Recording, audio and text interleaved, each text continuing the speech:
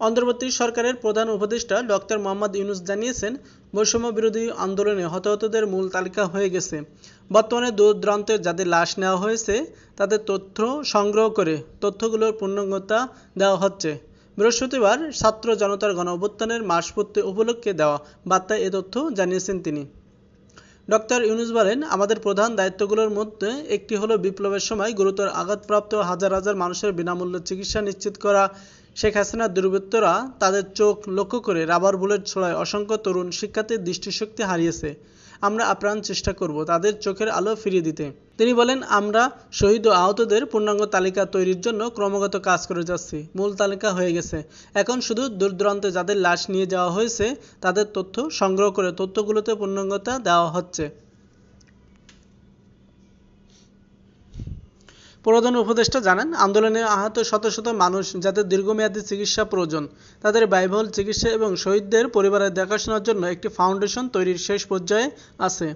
যাদের শাহাদাতের মাধ্যমে নতুন বাংলাদেশের জন্ম হয়েছে, আমরা তাদের কখনোই ভুলব না।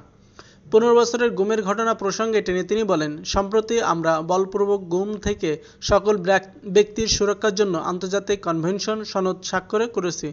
ফলে স্বৈরাচার দ্বারা প্রতিষ্ঠিত গুম সংস্কৃতির সমাপ্তি ঘটানোর জন্য আন্তর্জাতিকভাবে প্রতিজ্ঞাবদ্ধ হয়েছি। আলাদাভাবে আমরা ফ্যাসিবাদী শাসনের 15 বছরে বলপ্রয়োগ গুমের প্রতিটি ঘটনা তদন্তে একটি কমিশন গঠন করেছি। যেসব পরিবার তাদের নিখোঁজ পিতা, স্বামী, পুত্র এবং ভাইদের পাওয়ার জন্য বছরের পর বছর ধরে যন্ত্রণার সঙ্গে অপেক্ষা করছেন, আমরা আপনাদের বেদনায় সমবেতি। আয়নাঘরগুলো বন্ধ করে দেওয়া হয়েছে। খুব শীঘ্রই আমরা বলপ্রয়োগ গুমের শিকার ভাইবোনদের কষ্ট ও যন্ত্রণা সম্পর্কে জানতে পারব। ডক্টর ইউনূস বলেন, আমরা এগিয়ে যাচ্ছি। এখন আমাদের বড় চ্যালেঞ্জ হচ্ছে দুঃশাসন ও স্বৈরাচার দ্বারা সৃষ্ট ক্ষত পূরণ করা। এজন্য আমাদের প্রয়োজন একতা ও সমন্বয়। আমরা সবাই প্রতিজ্ঞা নিলাম, শহীদদের রক্ত এবং আহত ভাই বোনদের আত্মত্যাগকে জাতি হিসাবে আমরা কিছুতেই ব্যর্থ হতে দেব না। সেই সুযোগ তারা আমাদের তৈরি করে দিয়েছেন, সেই সুযোগকে আমরা কখনো হাতছাড়া হতে দেব না। আজ তাদের স্মৃতিময় দিনে আবারও প্রতিজ্ঞা করলাম, তাদের স্বপ্নের নতুন বাংলাদেশ আমরা গড়বই।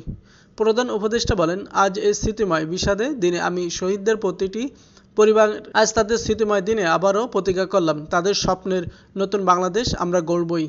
প্রধান উপদেষ্টা বলেন, আজ এই স্মৃতিময় বিষাদে দিনে আমি শহীদদের প্রতিটি পরিবার এবং আহত ব্যক্তিদের প্রতি জানাই অসীম কৃতজ্ঞতা। আমি সকল শহীদ পরিবারের সদস্যদের রাজধানীতে আমন্ত্রণ জানাবো। কয়েকদিনের মধ্যেই তাদের সঙ্গে দেখা করব। আমি তাদের আশ্বস্ত করতে চাই, আমরা কখনোই শহীদদের স্বপ্নের সঙ্গে বিশ্বাসঘাতকতা করব না।